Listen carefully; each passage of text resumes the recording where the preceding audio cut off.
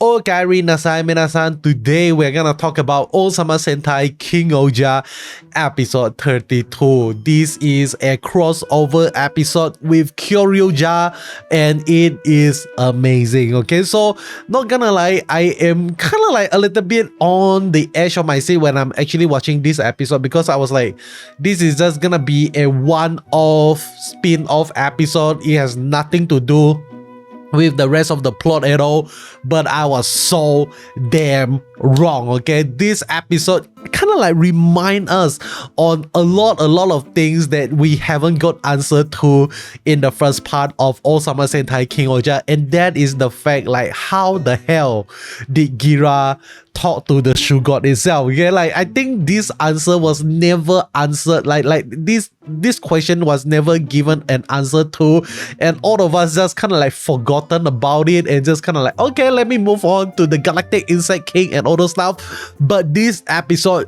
bring it back. Okay, like this episode actually bring back the question on how the hell can Gira talk to the Shoe God, and how the hell did Gira is Gira able to actually henshin into his Super Sentai form without the Shoe God at all. And in this episode, I feel like it kind of like give us a little bit of hint or idea on what the answer could actually be.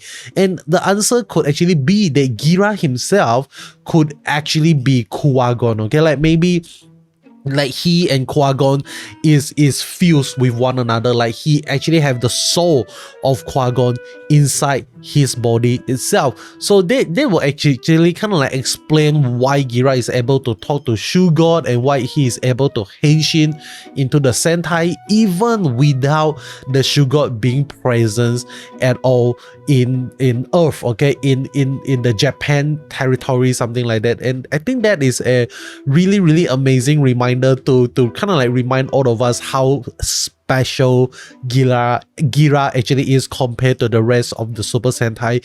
And we don't actually really kind of like got reminded on this fact quite a lot, because recently we don't actually see Gira talking to the Shoe God at all, especially starting with phase 2 of the story. We like the Shoe God is like literally at the background. They don't really do anything, and I'm not gonna lie, I don't hate it at all. I love that they actually write the story in that manner, and they kind of like drop a bombshell to us in this episode by reminding us the fact that, hey, Gira and Shoe God relationship is really special. And in this episode, we also get to see Gira, like inside of Gira, coming out of Gira is KuroIruka power, and KuroIruka actually gave a little bit of his power to Prince itself, and that is really interesting. Okay, like it really makes me wonder how the hell did Gira actually receive the soul of KuroIruka into his body. Maybe like when he was young, you know, like when he's eating the golden jewelry dessert that he craves so much, when he's eating it in Sugar Dam, he might actually what if he accidentally swallowed the soul of KuroIruka into his body. That is definitely a possibility, okay, because the soul of the Sugar is gold in color, and we know that the jelly, the golden jewelry, is actually golden in color as well. So there is 100% possibility of what actually happened, okay. And maybe there is also kind of like the reason why like Gira was being kidnapped all those years ago. Like he was being kidnapped and therefore he got missing from the royal family and all those stuff. I felt like all these questions like we don't really have answer to, and like we just stop asking about it because like Rakles is nowhere to be found in the story. But after seeing this, like they actually reminded us that, hey, like Gira is special. I felt like they're gonna bring back Rakles into the story and just kind of remind us like or maybe like just answer the question on what really happened to Gira all those years ago, something like that. Okay, so it's gonna be really amazing. Maybe Gira actually make contact with Dagadedot when he was young already, like just that he doesn't actually remember, something like that. Because remember the night where Gira actually goes missing is also the night of the Fury of the Gods, something like that. So it is definitely gonna be really, really interesting for them to actually explore this part of the story again. But other than that, this episode also focused on a new character, and his name is Prince. Okay, for those who actually watch KuroIruka, I believe most of you guys is gonna feel really, really annoyed when you guys are actually watching this episode, because like Kyoryu Red, okay, the original Kyoryu Red is nowhere to be found, and he was being replaced by this kid,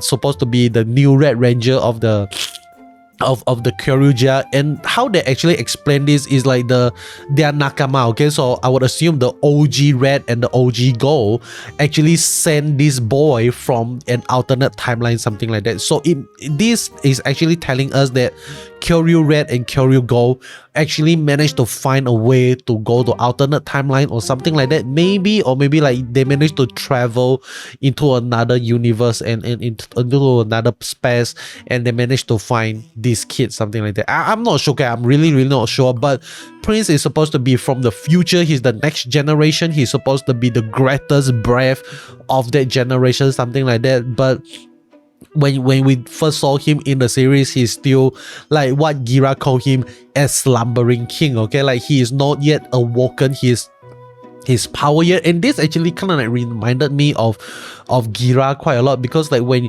we first saw Gira, he is still like a kid. He doesn't know what to do. He's not serious. He don't know like what can he do to actually help his kingdom and protect the people, something like that. And but Gira has an advantage, which is like he knew from the get-go like he wants to protect the people and he wants to do all those stuff, and he lose to Heracles over and over again, and then eventually at the end of the day he managed to defeat Heracles in a dual combat, something like that. So we actually get to see Gira and Prince speedrun that process, making Prince recognized by Qui-Gon, and therefore he became the King KuroIruka. Okay, so the suit looks amazing. I love it, especially with how like the Qui-Gon armor, like not Qui-Gon armor, like the Red Ranger armor for Ohsama Sentai is being worn by KuroIruka, and I think they fit perfectly. Like the design fits really, really perfectly, and I really, really love it. But one thing I have to say in this episode is like a big Nani the F moment, okay, and that is the ending where Jeremy actually out of nowhere dropped kind of like a bombshell to us, like, hey, so my dad and his people are actually from this war. I was like, Nani? What just happened? How is this even possible? And all those stuff. Like, how did Jeremy's father came from Japan all the way to Terra itself? It's like, how? Okay, like Dagadero definitely have something to do with this, but why would Dagadero do something like this? You go because of Jeremy's dad, the peace between human and Bugnarak is possible in the first place. So it's like if Dagadero wanted the Bugnarak and the human to fight it out with one another, the idea is not to send more humans, okay, like especially like Bugnarak loving humans to the other world, something like that. So I am not sure how can they actually do that, but I think with the, you know, like how they actually reveal the mural is show actually the King-Ohger's castle. I think that King-Ohger's castle is originally the spaceship that Jeremy's father actually used to travel into Terra itself. Like I think he came from Japan, like came from Earth, and he actually sit on the King-Ohger's castle as a spaceship, and he actually traveled to find a new place to live in, something like that, and he actually ended up in Terra itself. It makes sense. It might be possible if that is how the story is gonna go. Like instead of like, you know, like they actually call it the alternate timeline, but what if like, yeah, maybe maybe Prince is from an alternate timeline, but for Ohsama Sentai, they are actually from another universe, okay? Like they are from another universe, another Milky Way, and if you want to travel from one Earth to another, all you need to do is to get on a spaceship and kind of like go to the other world, something like that. And this makes sense because if they really want to do kind of like a crossover series in the future, like you know how KuroIruka, like my favorite Super Sentai series, like they are space pirates, so they go from one world to another, something like that. But in KuroIruka, they actually kind of like ended up the story like all the Sentai actually are from Earth, something like that. And now we actually established that there is another world, like a Terra out there. It actually opened up the possibility that, hey, they are all from the same timeline and same universe, but they are just from different world itself. Okay, so I think this is definitely gonna help the series, the future series of Super Sentai to be more flexible in the way they actually write the story. They don't have to bound everything in Japan. They don't need to like say like, oh, this takes place in Japan, this is Japan and Japan. So it's like you don't need to explain like what happened to the previous rangers, what happened to them, why are they not here to help. Because if you really think about it, there are so many Sentai in the series, and like why the previous Sentai never came to help and all those stuff. Okay, like I felt like if they really want to link all the series together, one way to do it is like they actually take place in different world, but they are still able to travel from one world to another, provided that they actually have a spaceship that they can actually travel light year into speed light, something like that. Okay, so that is just my theory on what is actually happening right now, and it kind of like makes sense as well for what actually happens. But with that being said, right, it's like we just have to wait and see what the next episode is gonna bring to the table, because like damn man, I really did not expect this crossover episode to drag on for another episode. Like in the next episode is I would say the real finale for the crossover, because next episode we are actually gonna see all the ranger henshin, all the ranger got their power back.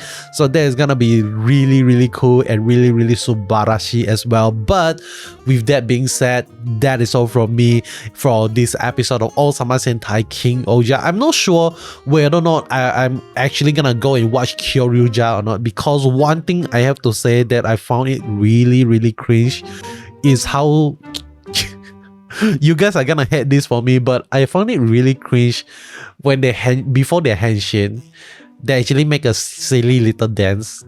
I don't like that silly little dance. Okay, like that is like I almost wanted to watch KuroIruka in the past, but I stopped myself because I saw them doing that stupid little dance, and I was like, bro, what?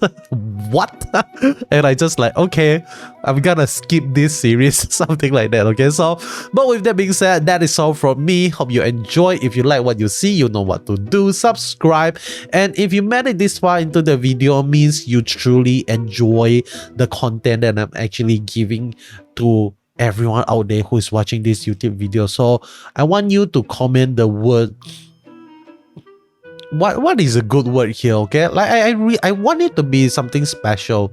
Let's go with D-Rex rather than T-Rex. Let's go with D-Rex. Why D-Rex? I don't know, like it's the first thing that came to my mind, and I want it to have something with Rex, but I don't know what is the alphabet. Maybe just comment any alphabet that you like and then follow up with a Rex. Okay, you can be A Rex, B Rex, C Rex. You can be whatever Rex you want other than T-Rex. Okay, so that is all from me. Hope you enjoy. This has been fun, and I'll be seeing you guys in the next one. Goodbye.